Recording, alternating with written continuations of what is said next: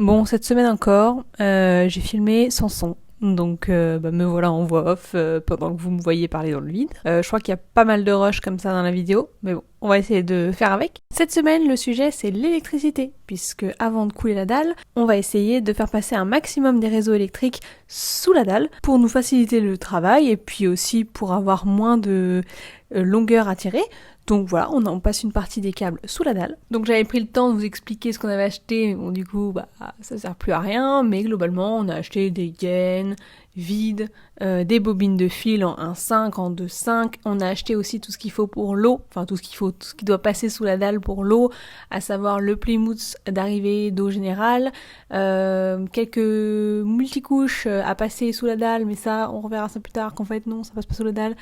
Voilà, on a acheté plein de choses. Et puis écoutez, on commence avec un peu de ménage pour pouvoir commencer sur une base propre et pouvoir poser nos gaines sur une surface propre. Mais si c'est pas nécessaire, ça fait du bien au moral. C'est parti.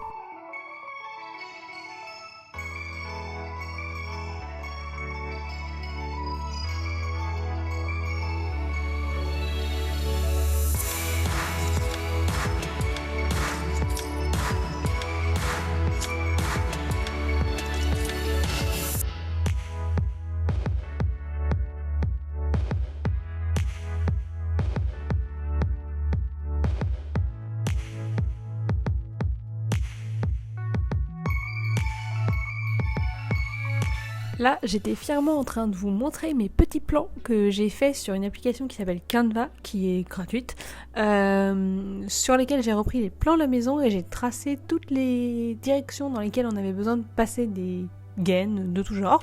J'ai mis des petits codes couleurs en fonction de la section de la gaine, de la section du fil, du nombre de fils. J'ai fait une feuille pour l'électricité intérieure, une feuille pour l'électricité extérieure et une feuille pour l'eau. Voilà, c'est tout organisé. Magnifique, et maintenant je vais les accrocher à la porte pour qu'ils soient toujours accessibles et faciles d'accès et qu'on soit pas en train de les chercher tout le temps.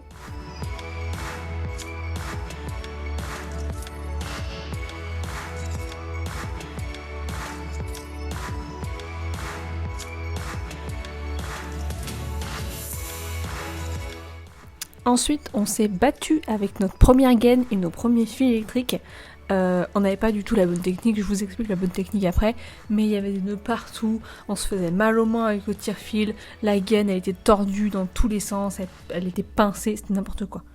Mais on y a réussi et on l'a accroché avec du scotch. Je sais pas si c'est catholique, mais ça tient et le maçon il était content.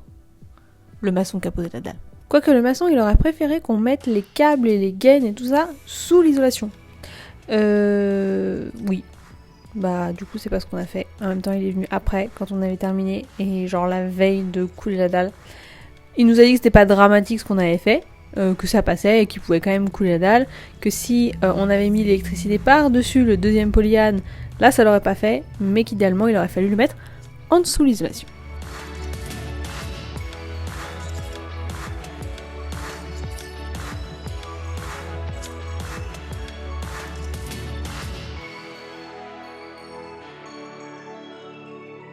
Donc pour ceux qui ne sauraient pas, quand on fait l'électricité comme ça, il y a deux possibilités. Soit on achète des gaines comme ça qui ont déjà des fils à l'intérieur, soit on achète des gaines vides et puis après des bobines de fils comme ça pour le faire soi-même. C'est un tout petit peu moins cher, mais franchement vu la différence de prix, c'est pas particulièrement un problème de prendre des gaines préfilées.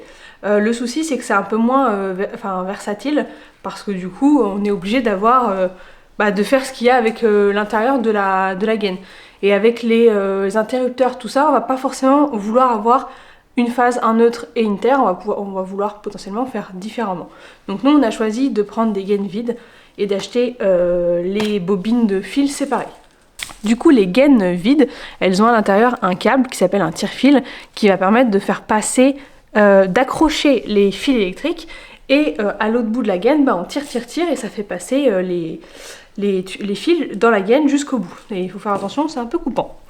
Donc là, le but, ça va être d'accrocher correctement le tire-fil au fil pour que au milieu de la gaine, il n'y a pas un problème et que ça se détache et on se retrouve avec le tire-fil qui est plus dans la gaine et qu'après le bout de gaine il soit foutu entre guillemets parce qu'on n'arrive plus à passer les fils dedans. Donc nous ce qu'on va faire c'est que on va utiliser la technique qu'on a vue sur la chaîne qui s'appelle les pingouins dans le désert, un pingouin dans le désert. Comme un pingouin dans le désert. Comme un pingouin dans le désert, qui font toujours des vidéos hyper qualitatives et en l'occurrence ils ont fait une vidéo sur l'électricité et ils donnent pas mal de conseils. Donc première chose à faire quand on a des bobines comme ça, c'est de pas les ouvrir en entier, de juste ouvrir le milieu comme ça. Et en fait, il y a la fin de la bobine qui est, enfin une des deux fins de la bobine qui est à l'intérieur. Et ça nous permet comme ça de tirer sans que ce soit trop le bordel. Donc je fais ça sur les trois. Donc là en l'occurrence c'est on fait quoi là? On fait, c'est pour un des éléments de la cuisine, genre le four. Bon, disons que là, non, ça va être le four là. Disons que ça va être la hotte par exemple. Donc je tiens mes 3 fils parce que j'ai besoin de 3 fils normaux. Donc on a acheté cet appareil là qui est très bien connu des gens qui font de l'électricité. C'est un petit outil qui permet ici là déjà de couper. Nous pour l'instant on l'a pas utilisé comme ça, mais c'est surtout un outil qui permet de dénuder les fils. Donc là je mets dedans et en fait ça a coupé la gaine et que la gaine, pas le fil. Et là, bon forcément je le fais sur une grande longueur donc c'est pas évident. Normalement on dénude que le bout mais là c'est pour faire un petit système pour faire passer le fil dans la gaine. Hop, voilà. Et maintenant j'ai plus que mon fil comme ça qui est dénudé. Donc je vais faire ça sur les 4, sur les 3.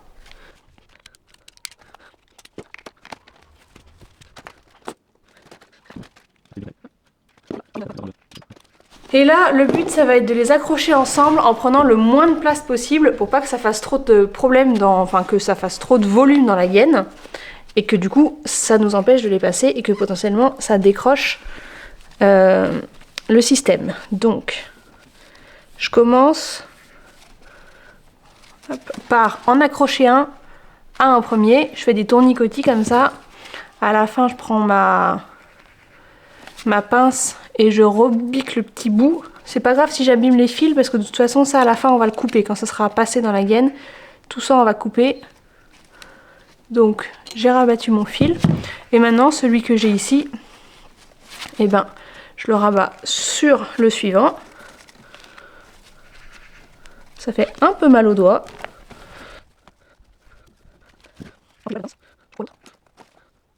Voilà.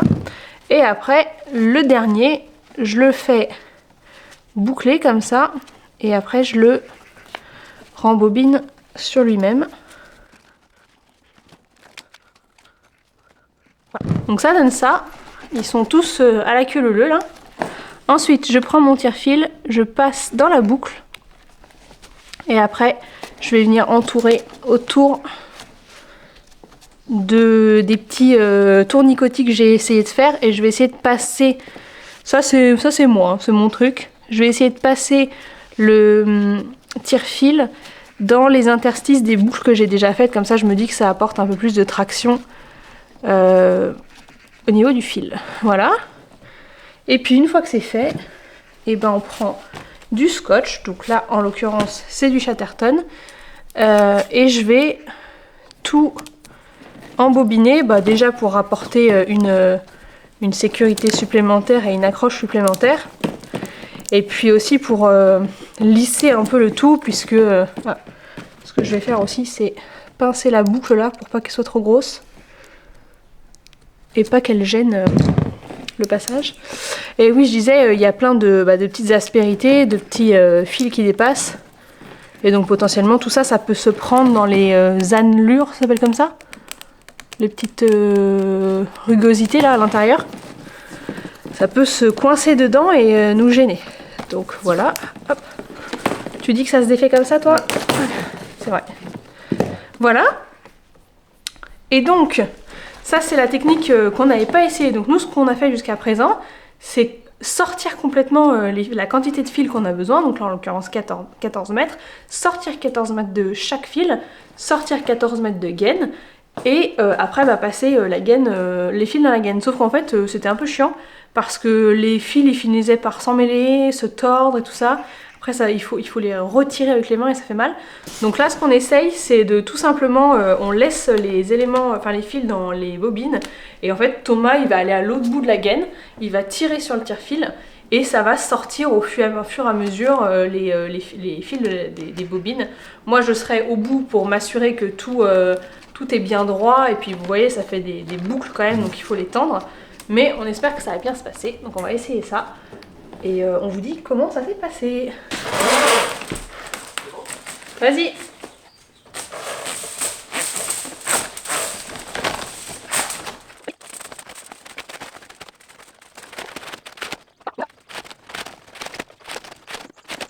Oh bah déjà.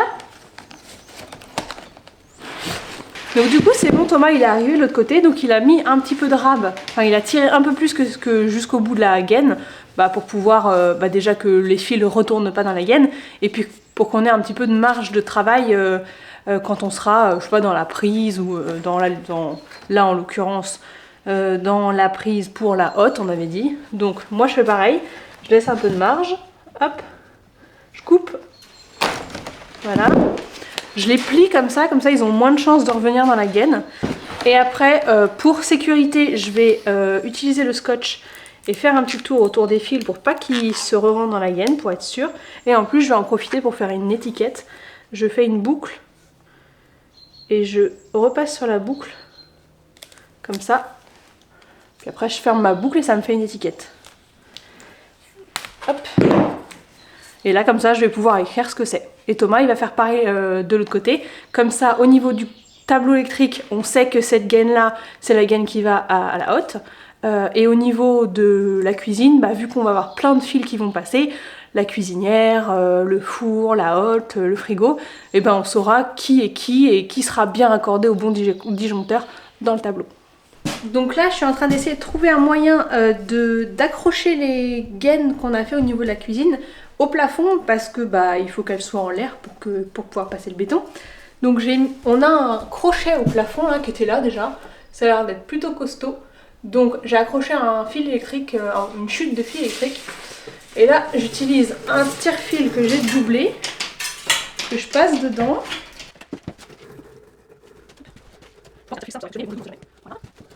Et là ce que je vais faire, si j'ai assez de longueur j'espère, je vais venir aller comme ça. En fait on a fait des boucles là comme ça. Je vais venir, là je vous montre avec un seul mais on va faire avec tous. Je vais venir passer ici, dedans. Passer de l'autre côté. Et là globalement je vais faire une boucle comme ça, on va régler la hauteur pour pouvoir le relever suffisamment sans que ça tire trop sur les scotch. Et comme ça va nous tous les maintenir en hauteur comme ça. On va pouvoir passer passer la dalle et puis je pense qu'on les laissera accrocher le temps qu'on arrive à faire la cuisine, parce que comme ça au moins on les aura pas dans les pattes.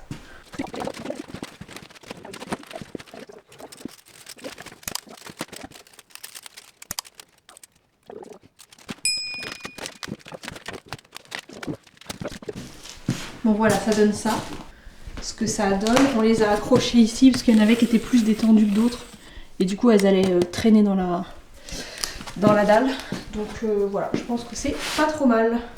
Donc sur le plan, et vous voyez rien à cause des lumières. Donc tout ça c'est fait. Ça c'est fait, ça c'est fait. Donc il nous reste ces deux là. Deux circuits prises. Et puis après on passe à l'extérieur. Bon, on vous retrouve le lendemain. On a bien travaillé. Hier on a bien travaillé. Aujourd'hui on travaille encore. Je vous montre là où on en est. On vous a pas tout montré parce que c'est pas ultra fun. C'est pas ultra visuel. Enfin si, c'est fun, nous on aime bien faire, mais à regarder je pense que c'est pas super intéressant. Mais je vous montre là où on en est. On a fait tout ce qui va à la cuisine. Il faut qu'on rajoute une gaine vide au cas où, si jamais on a oublié quelque chose. On a quelques circuits prises qui partent là-bas. Il nous manque encore un circuit chauffage pour aller là-bas. Ici on a un volet roulant vers la chambre. Oui, vous savez pas encore que c'est une chambre. Vous pensez que c'est pas une chambre, mais c'est une chambre, ça a changé. Ici, on a 3 circuits. On a une attente pour une potentielle piscine ou un jacuzzi.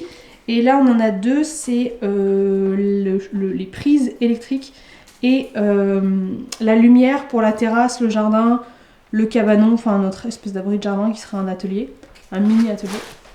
Là on s'est fait un petit schmilblick, enfin Thomas nous a fait je sais pas comment appeler ça, mais en gros il a fixé un tasseau au mur et après il a fixé un autre tasseau sur le premier tasseau en laissant un petit espace et ça nous permet d'avoir nos gaines comme ça qui sont en suspension et qui touchent pas le sol, comme ça on pourra couler le béton sans être embêté. Et là il faut qu'on redescotche toute cette partie là et qu'en fait qu'on les ratatine. Un peu comme ici, vous voyez, ils se rejoignent tous pour faire une belle sortie au niveau de la dalle. Et bien il faut qu'on fasse la même chose de l'autre côté puisque tout ça va devoir rentrer dans une GTL, une gaine technique logement je crois. C'est en fait, donc il y aura le compteur et puis au-dessus et en dessous du compteur, du tableau, jusqu'au sol et jusqu'au plafond, il y a une espèce de grosse goulotte blanche dans laquelle toutes les gaines passent. Donc voilà, il faut que ce soit un peu plus propre ici. Et là, on vous prend avec nous parce qu'on va faire passer le big guy. Ça c'est... Tu te moques de moi. Ça c'est une gaine vide de 63 mm. Donc c'est assez énorme. Et donc ça ce sera l'arrivée générale d'EDF en fait tout simplement. Donc on s'est dit qu'on allait vous montrer comment ça se passe parce qu'il faut passer ce gros tuyau ici là. On a un trou qui est pas immense donc va falloir faire ça. Donc c'est parti. Ah oui, et juste après on va passer celui-ci, donc qui est un peu moins un gros big guy, il est un peu plus petit, il fait 40 celui-là je crois. Et ça c'est pour fibre télécom, bon je pense qu'il n'y aura que la fibre. Donc pareil c'est un truc vide, et puis on les pose comme ça le jour où comment il s'appelle, technicien fibre. Le technicien fibre il vient, et il y a déjà une gaine de posée. C'est parti. Et on y va.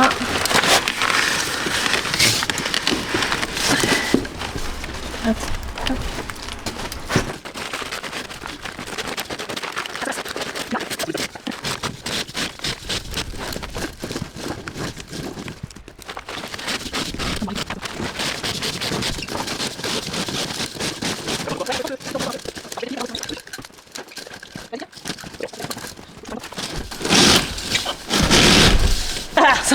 Ça vous emmène en même temps. Mince. C'est chaotique hein. C'est chaotique. Donc maintenant on va bien galérer à mettre la petite d'à côté puisque on a déjà un peu chié pour mettre notre gros tuyau. Donc on va voir. Bon, petit update, on n'a pas beaucoup avancé depuis qu'on vous a appris. Mais en fait on s'est rendu compte qu'on avait fait une erreur. On a été à Leroy Merlin, on a posé des questions pour un truc pas vraiment lié, en fait on n'a pas posé la question en particulier, mais dans la conversation on s'est rendu compte que les gaines ICTA ça va pas dehors. Donc en gros il y a deux types de gaines principalement quand on fait de la rénovation, comme ça quand on fait de l'électricité, c'est soit les gaines ICTA, soit les gaines TPC. Et globalement, les gaines TPC c'est pour dehors et les gaines ICTA c'est pour l'intérieur. Et nous on s'était dit que les gaines ICTA, si on les mettait dehors et qu'elles n'étaient pas beaucoup enterrées, c'était pas très grave. Mais apparemment si, parce que les UV qui traversent la Terre et le pH de la Terre vont abîmer les gaines avec le temps. Nous on a mis des fils électriques directement dans la gaine et il faut pas faire ça. Il faut mettre un câble. Je mettrai à l'écran la différence entre un câble et un fil. Un câble qui est à l'intérieur d'une gaine TPC. Donc on va enlever ce qu'on a fait, enfin une partie de ce qu'on a fait, on vous montre. Donc ici, on a prise de courant et point lumineux, enfin éclairage du jardin. Donc ça dégage. Et en fait, comme on n'a pas envie de s'emmerder avec des gaines TPC, tout ce qu'on va enlever. Et en fait ça longera le mur ici et on fera un percement ici pour aller dans le cabanon qui est derrière et on gérera ça plus tard. On a vu ce qu'on allait faire mais je vais pas vous expliquer maintenant parce que ça n'aurait pas vraiment de sens ni d'importance. Donc globalement ça s'en va. même chose au niveau de la cour. On avait passé un éclairage et une prise, enfin un circuit éclairage et un circuit prise de courant. Donc ça pareil, ça dégage. Et on passera par la dépendance qui est derrière. Et là aussi, je vous explique pas parce que ça n'a pas d'importance. Là, on a une gaine qui nous sert à la mise à la terre.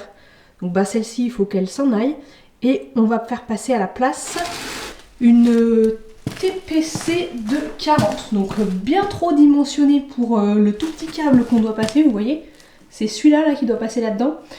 Mais en fait, dans la grande distribution, dans genre Leroy Merlin et des trucs comme ça, il n'y a pas plus petit. Et si on veut acheter plus petit, il faut acheter dans des magasins spécialisés en électricité et ça coûte super cher juste parce que c'est spécialisé en fait. Donc on va éviter, on va mettre ça, même si c'est beaucoup trop grand, c'est pas grave. Pour ce qui est du jacuzzi, donc là le jacuzzi c'est directement un câble à l'intérieur. Ça a le droit de passer dehors parce que c'est pas juste des fils, c'est un câble. Par contre la gaine n'est pas adaptée à l'extérieur puisque c'est une ICTA. Sauf qu'on n'a pas envie de faire passer une TPC de 40 mm sous notre dalle. Donc ce qu'on va faire c'est qu'on va laisser l'ICTA comme elle est. Et en fait, à partir, donc elle est ici à l'intérieur, et à partir d'ici, dans la maçonnerie, donc avant d'être dehors, on va en fait passer celle-ci. Je pense qu'on va pas s'embêter à l'enlever, on va la laisser l'ICTA. Mais en fait, par-dessus, on va venir mettre un TPC de 40. Et dernier point qu'on n'avait pas anticipé, c'est que, donc on a acheté, je vais vous montrer, on a acheté ça là. C'est du multicouche en deux sections différentes pré-gainées. Et ça c'était pour alimenter un robinet d'eau froide dans le jardin et un robinet d'eau froide dans la cour. Sauf que dans notre petit voyage à Leroy Merlin, on a appris que déjà les gaines qui sont autour du multicouche, c'est pas des gaines qui vont dehors.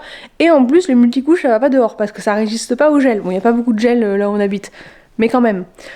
Donc il faut plutôt passer par l'intérieur. Donc ce qu'on va faire,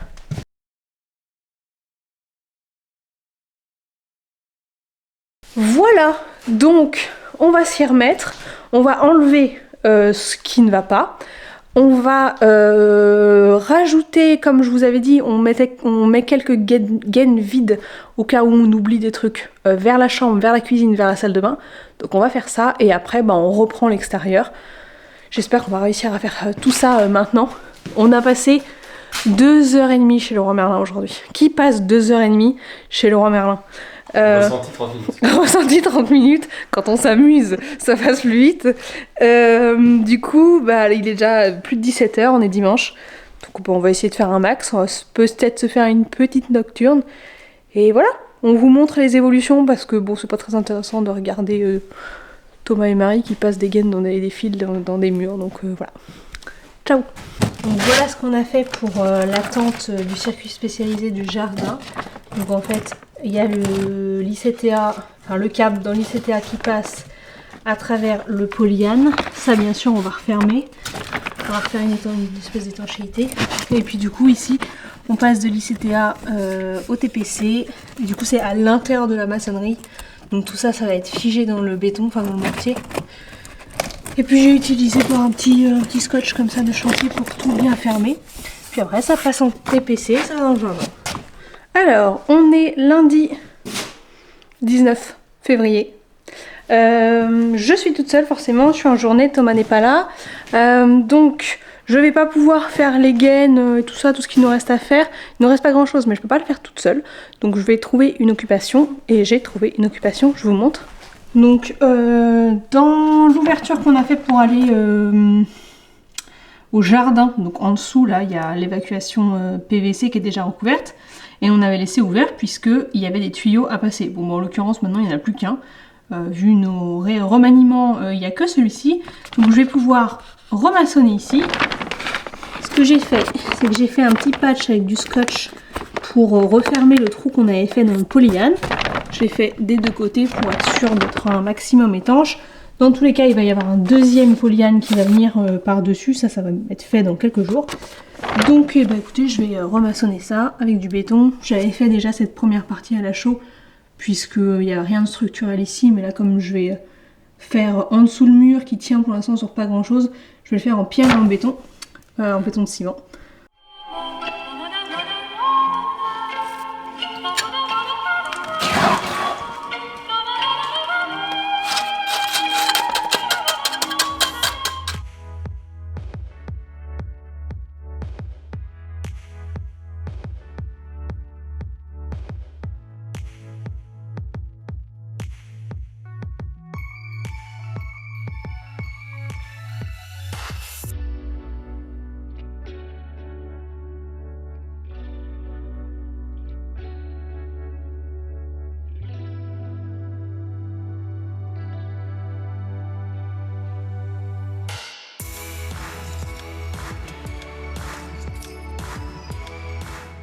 Bon, on a fini l'électricité. Enfin, fini. Il y a un peu de scotchage à faire encore et de nettoyage, enfin de rangement là-bas, mais on a tout passé. Et là, on s'est attaqué à l'eau, mais regardez-moi ce truc. Bon, peu là. La vidéo elle commence à être un peu longue là. Donc on va s'arrêter là pour cette semaine et vous verrez la suite la semaine prochaine. Merci d'avoir regardé cette vidéo jusqu'au bout. N'hésitez pas à mettre un petit pouce si ça vous a plu. N'hésitez pas à vous abonner pour pas manquer les prochains épisodes. Et on vous dit à la semaine prochaine.